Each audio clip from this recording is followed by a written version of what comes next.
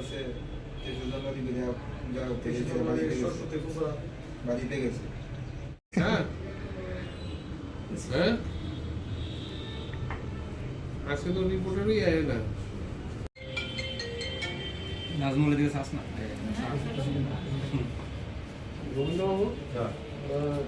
Basically আমি আমার অফিসের কাজ সেরে বিকেল 3:30 নাগাদ, 3:30 নয়, 3:10-15 হবে আমার বাড়িতে ঢুকেছি।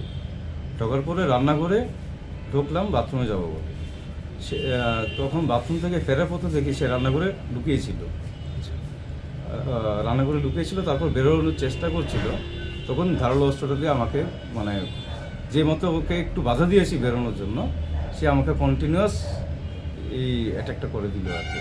গত 19শে জানুয়ারি আমাদের রামনগর আউটপোস্টের সন্নিকটেরই একটি ঘটনা ঘটেছিল। আমাদের কাছে একটি এজাহার আসে।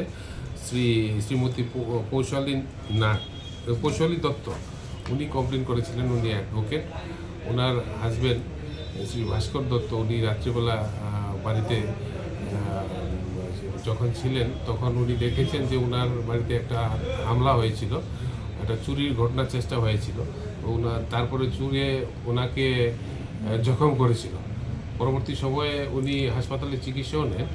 তো ওই অভিযোগ বলে আমরা তদন্ত করতে নামি। তারপরে আমাদের কাছে আরেকটি অভিযোগ আসে। কৃষ্ণনগর এলাকাতে শ্রী সুমন নাগ ওনার বাড়িতেও 19 তারিখ রাত্রেবেলায় একটি চুরির ঘটনা হয়।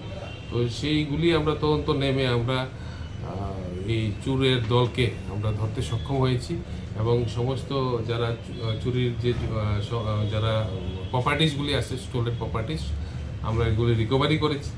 আর যেই চোরটা ওনাকে শ্রী ভাস্কর দত্তকে ওনাকে আক্রমণ করেছিল, ওকেও আমরা গ্রেপ্তার করেছি।